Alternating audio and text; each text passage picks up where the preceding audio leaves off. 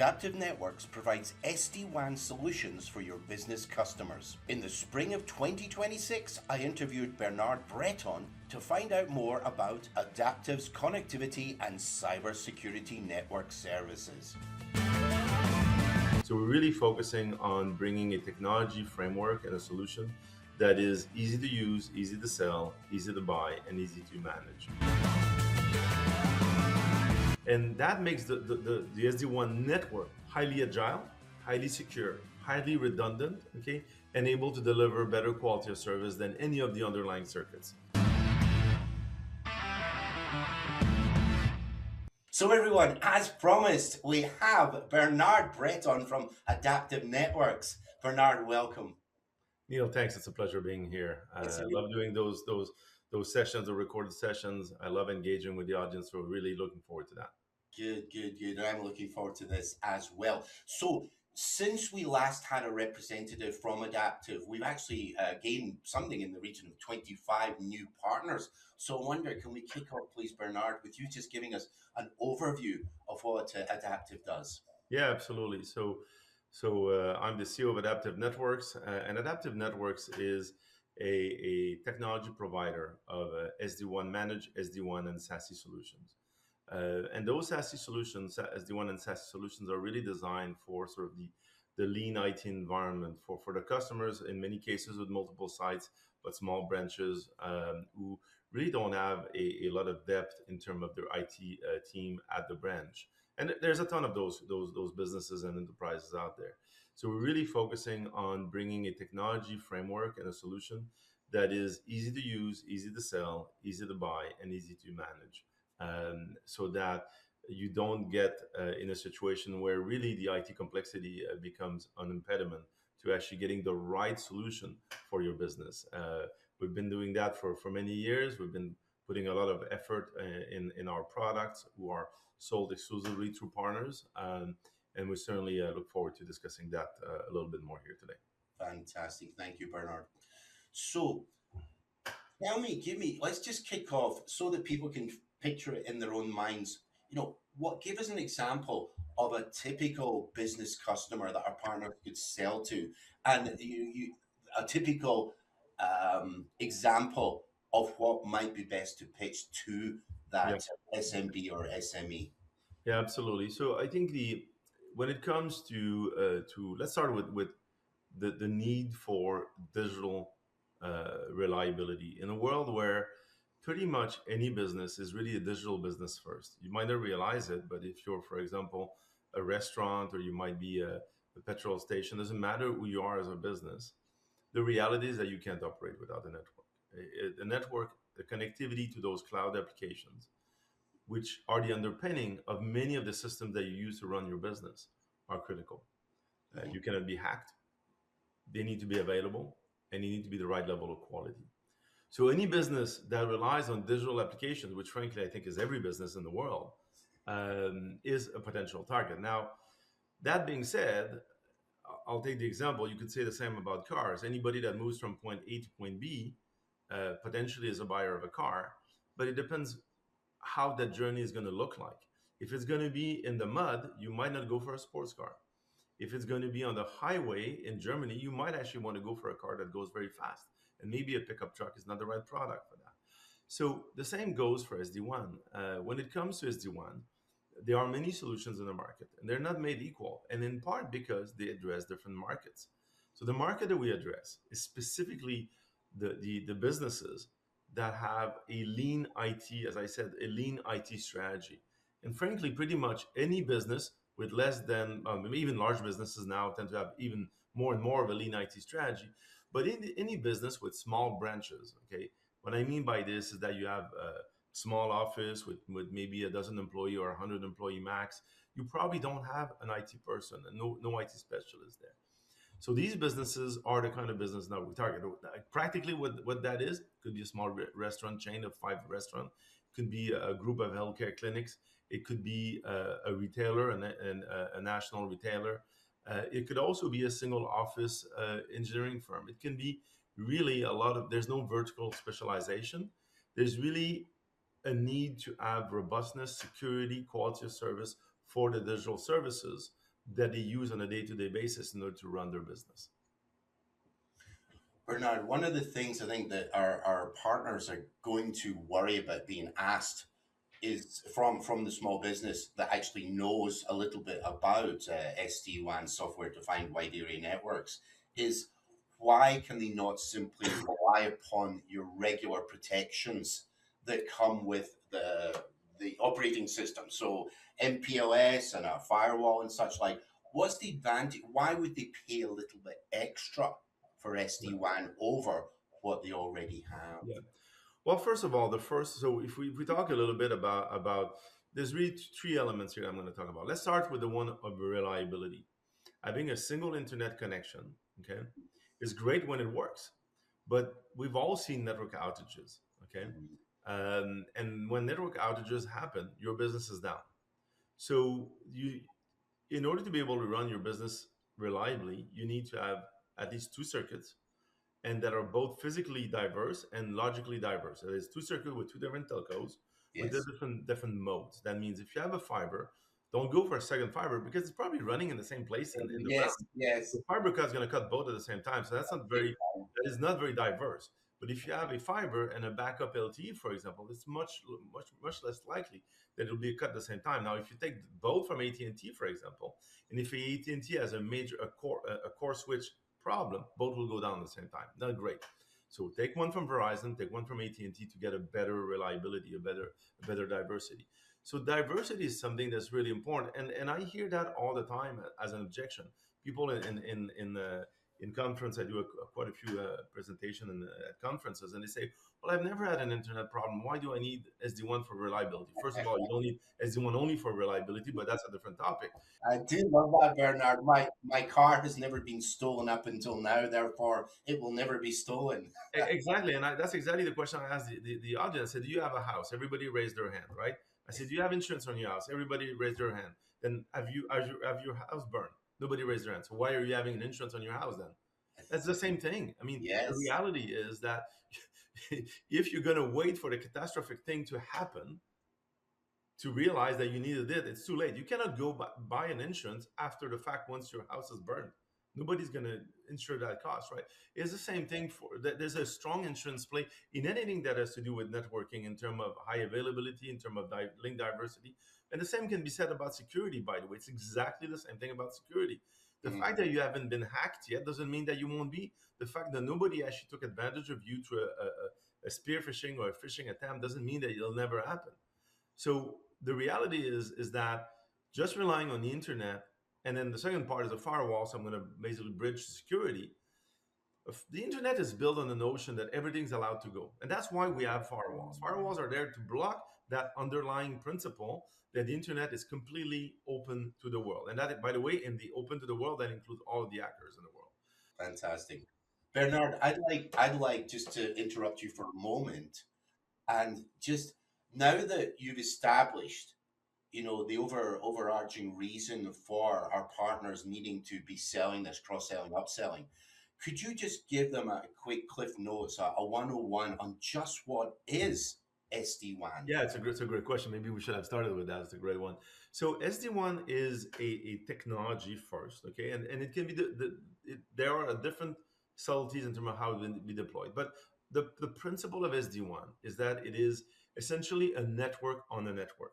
It is what we call an overlay network that uses the underlying links, the circuits, the DIAs, the MPLS, the LTE, doesn't really matter what they are. They use them for the capacity to transport traffic, okay?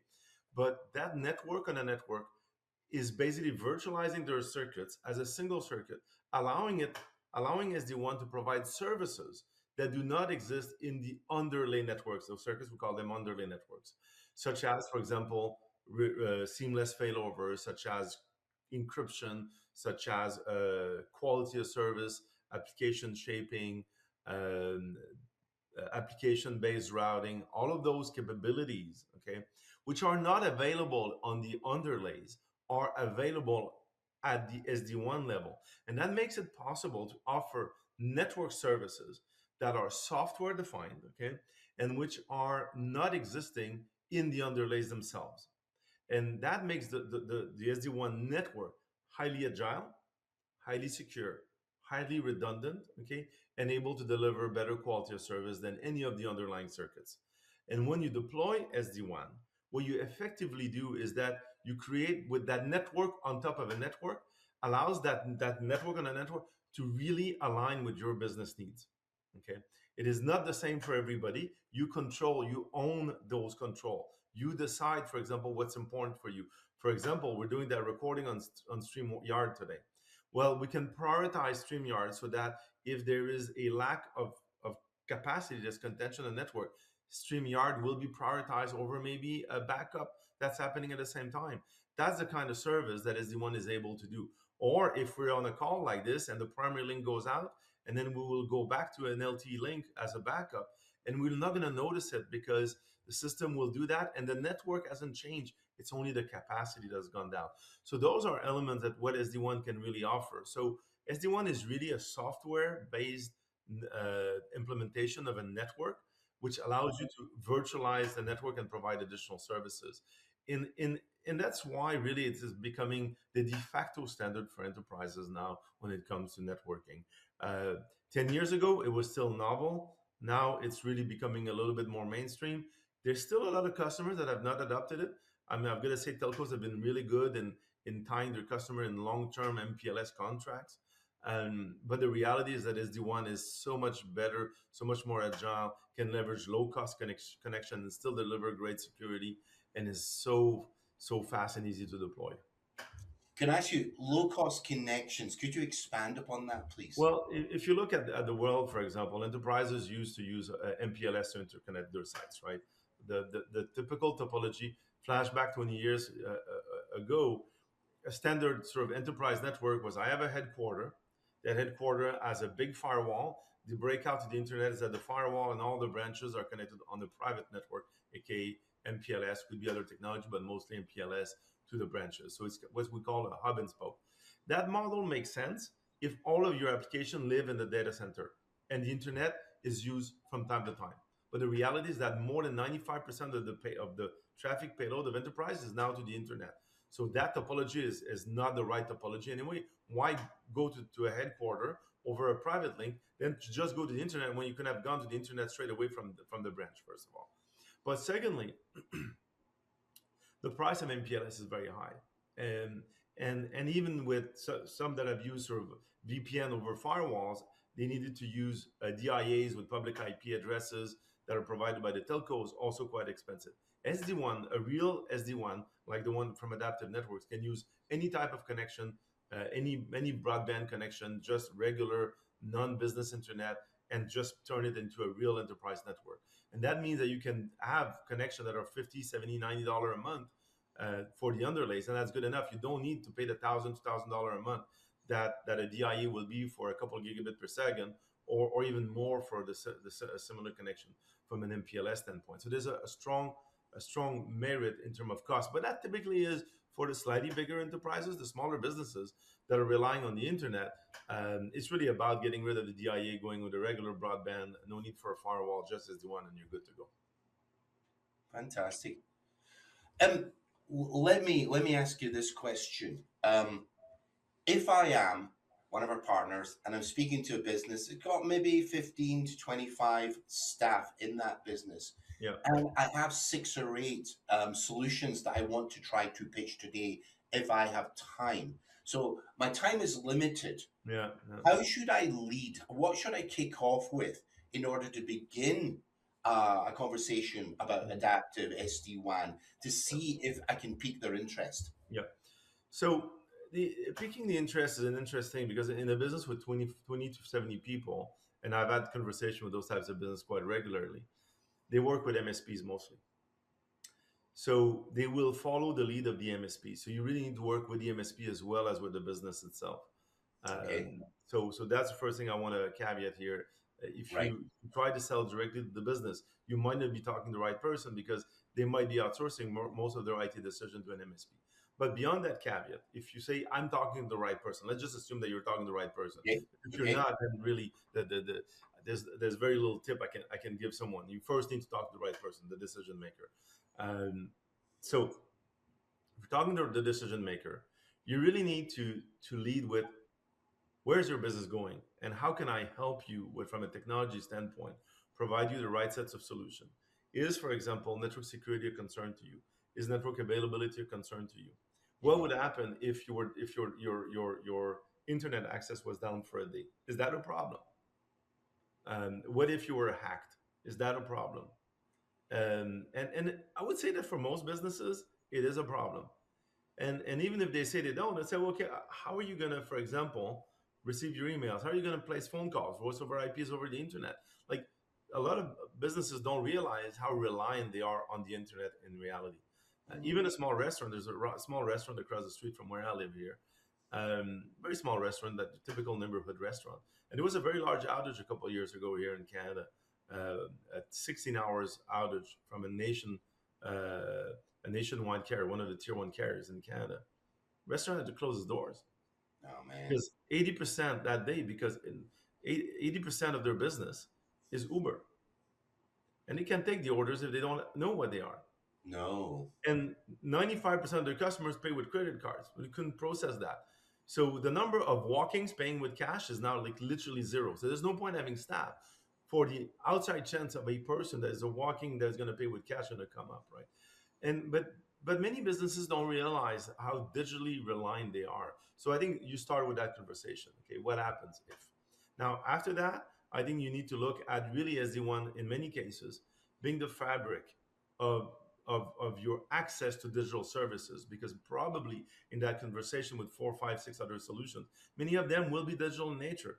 You might be talking about backup, you might be talking about voice over IP, you might be talking um, data storage, you might be talking about AI. By the way, we should go back to AI because that's a big one.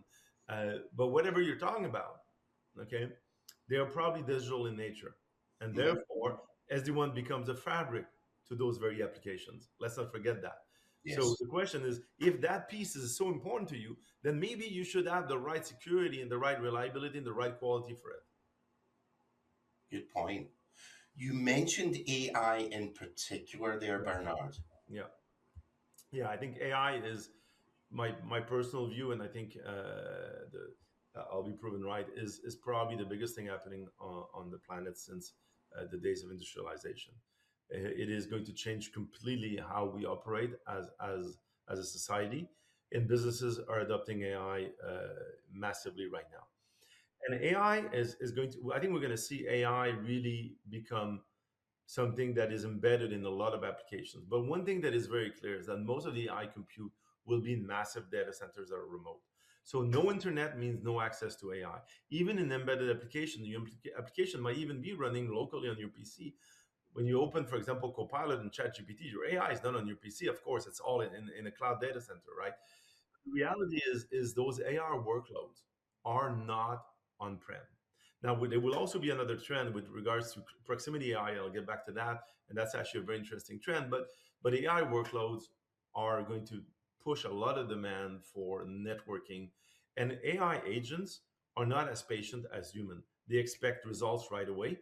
Latency is going to matter.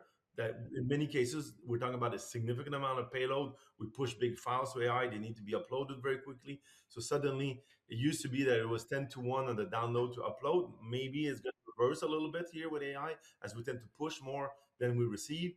But the the fact that AI is just one more digital service that is inherently not running locally, and which you will depend upon to do a lot of different things in your business. And if you're, for example, if you're in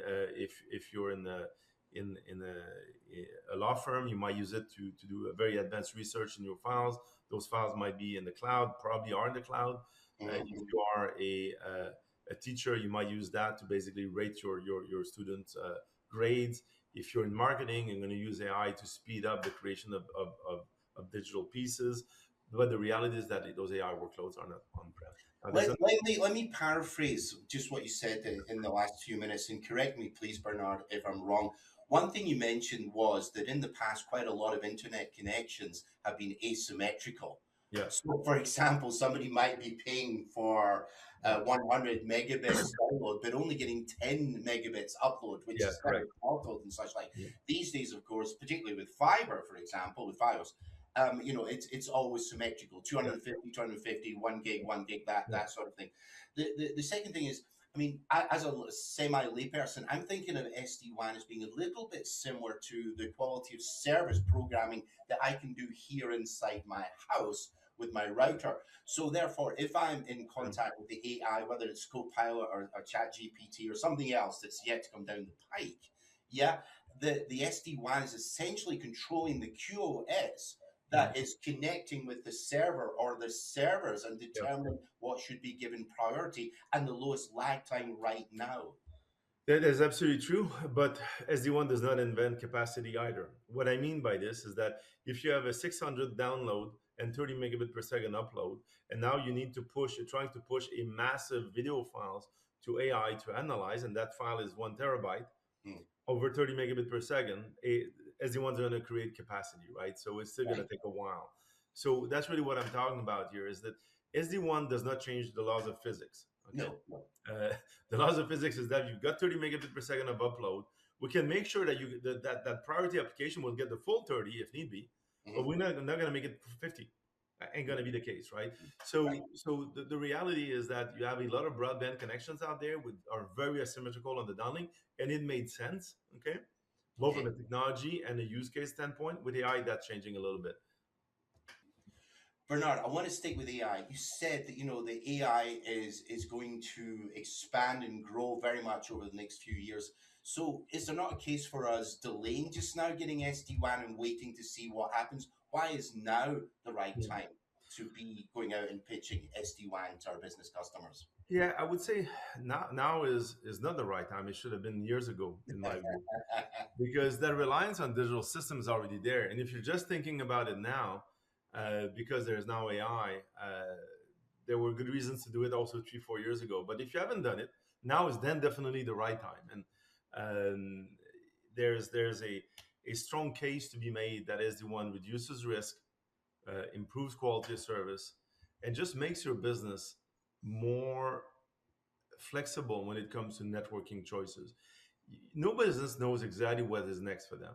But if you have SD-WAN, whatever is next for you is going to be easier to implement from a networking standpoint. No, that's good. Could you give us an example, Well, a great please? example, you're opening a new branch, or you're merging with another company, or you're expanding in a new geographical area, or you've Uh-huh. decided, or there's a global pandemic that forces your employees to work remotely. For example, I think we had one a couple of years ago. Those things they're hard to prevent. They're hard to not to prevent, but to predict.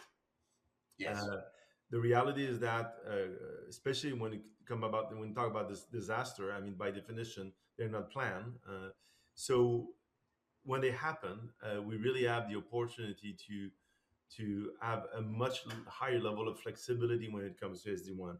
For example, if someone at SD-WAN working from home was a piece of cake, we have, for example, Adaptiv offers an SD-WAN virtual appliance that runs on the PC itself. No need for hardware for those working from home. Essentially providing them exactly the same set of capabilities than they are at the office, and that takes like minutes to deploy. In fact, that's just a little agent to install. So that's the kind of stuff that really makes you more prepared. So the time is definitely now if you haven't done it yet. It just becomes it would be a little bit like to say, well, I love analogies. If you're at home and you've never had a certain piece of equipment, let's say that you never had I don't know, a dishwasher, you Okay. can wash your dish by hand for your entire life. That is very true. It Yes. wastes time. It's not very pleasant as a chore, but the reality is that it's definitely doable. But I don't see a lot of people doing that. Why is that? uh, SD-WAN is the same thing. It becomes that core technology that really makes your networking life easier for the foreseeable future. So why not do it now? Why wait? Would you really want a dish to clean a lot of dish manually, just so that you can wait for the right moment where you're gonna have a party with a lot of people where you really don't want to clean the dishes? So it is a little bit that analogy I think can will probably be understood in that sense. But really, I think the time is now. There's no reason to wait.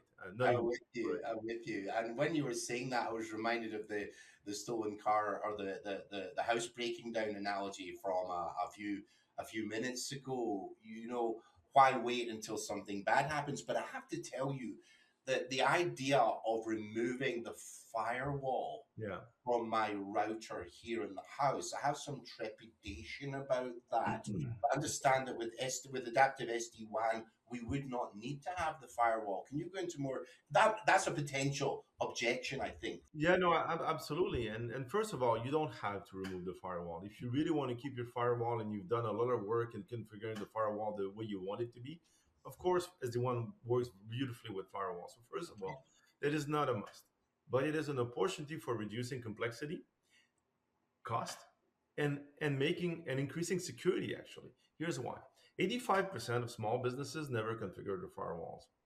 They don't even upgrade their firmware. Okay. The reality is that those businesses think they are protected, but the Yes. reality is that they're not. So it's a false sense of protection. Furthermore, the number one attack vector by far is email with phishing. Okay. Mm, And unless you have advanced anti malware and phishing protection in your firewalls, enabled and properly configured, it's going to help you nothing with that. Okay. So the reality is that there's a real sense of you can really have a false sense of security with a firewall. And I think a lot of businesses, in fact, most businesses have firewall and everybody gets hacked left, right, and center. So clearly the firewalls are not doing that great of a job at that no, very point. Now, no. what SD-WAN does, okay, that the firewall doesn't do, is first it allows your network, okay, to be to work in a private IP space that's unreachable from the outside.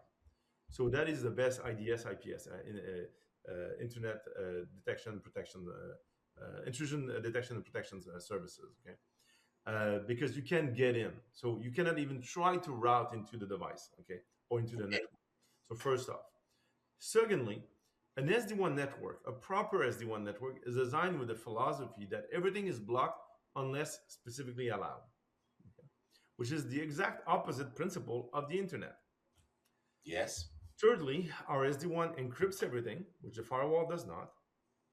An SD-WAN solution does full application validation. You can block up at the application level. We have full phishing detection in the solution. Now, does that mean that SD-WAN is 100% airtight? Nothing is 100% airtight.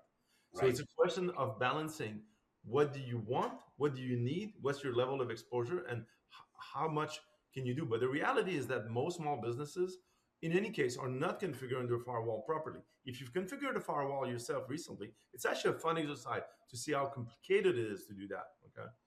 Unlike Adaptiv SD-WAN, which is very easy to configure. So it's much easier to actually properly manage your security framework with real-time anti-malware, real-time anti-phishing, real-time web protection, full encryption, full IDS IPS.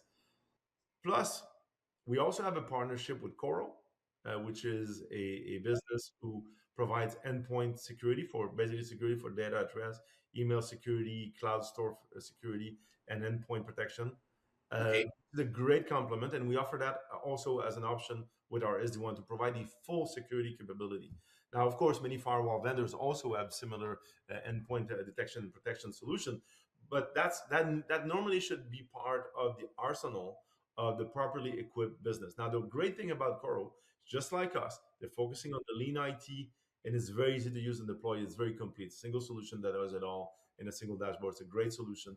So that's why we struck that partnership with them, and we offer that alongside with our SD-WAN to really sort of expand our SASE offering, SASE being Secure Access Service Edge. So ultimately, if a business really wants to keep their firewall, all good. If they want to move on and say, I'm ready to exploit a solution that's simpler, more cost effective, that is managed, by the way, and that's another thing I didn't mention, but an SD-WAN solution is always up to date in terms of firmware. The solution that we provide is a fully managed SD-WAN platform. That means that all of the security capabilities are updated weekly, if not daily, okay, in our platform. Not the case with the firewall. If you don't do your firmware updates yourself, they're not being updated. So that's something that you don't have to worry about. So that adds a layer of security. Bernard, everything you said there made perfect sense to me. There was one little thing I wanted to ask you to Yeah, expand upon, and that is, how does SD-WAN limit phishing yeah, if it's being sent by email? yeah. So what we have is we have a database that we keep updating of more than 20 million phishing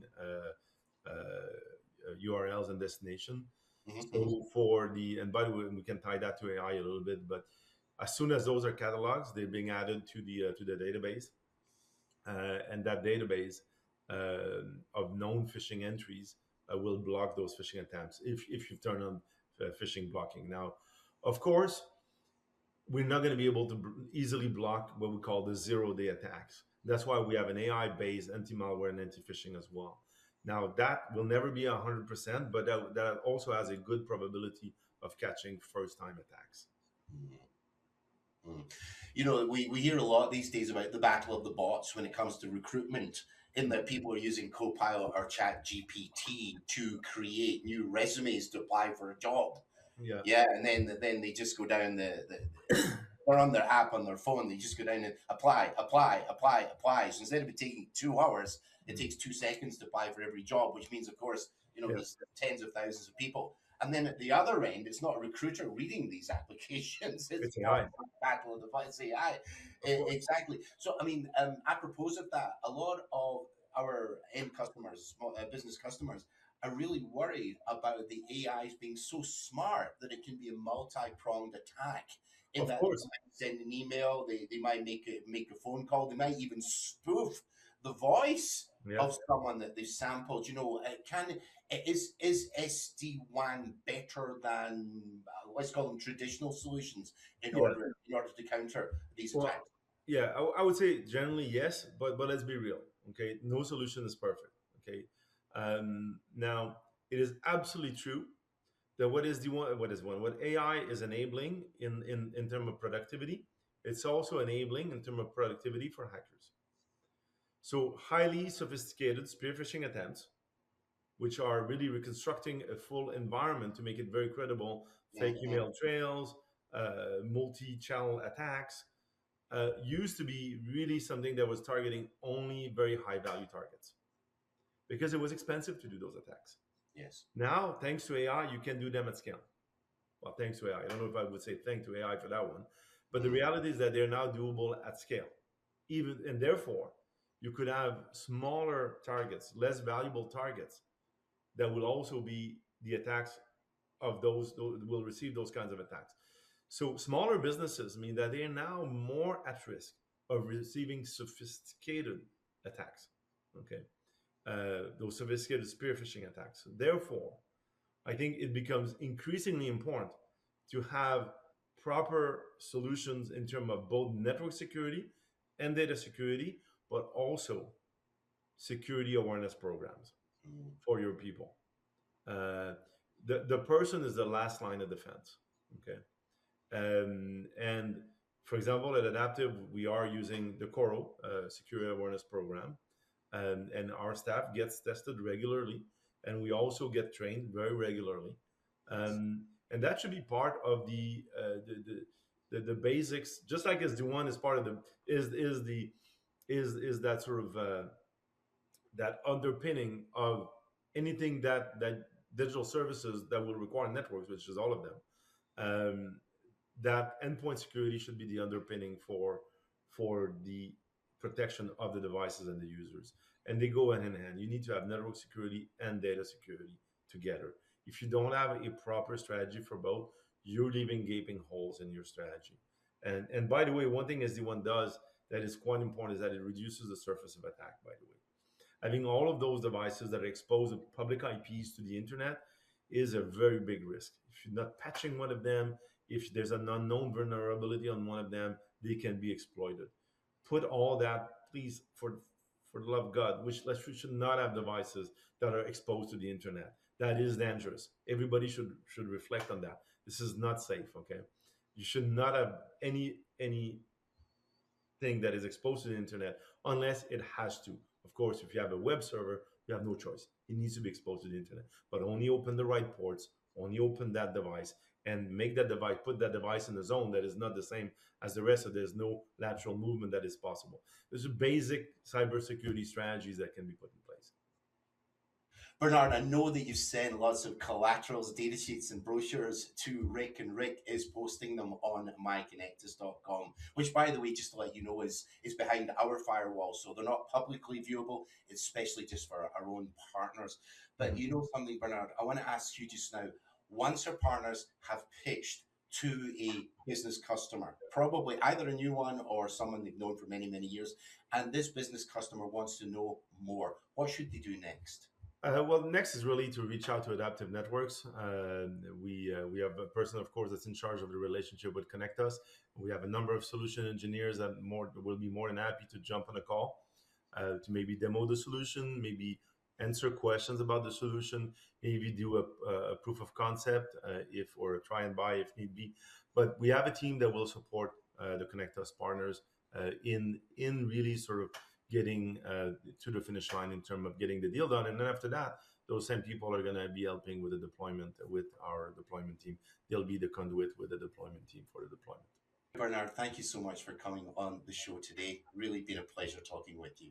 Anil, it's been a pleasure. The Adaptiv team is working tirelessly to make a product that is great, a product that is easy to use, easy to sell, easy to deploy, and that really provides sort of that perfect SD-WAN solution for those customers with a lean IT strategy. And certainly look forward to many conversations with the Connect Us partners and Connect Us customers. Thank you. And I look forward to talking with you again real soon. Take care. Pleasure. Have a good day. Bye.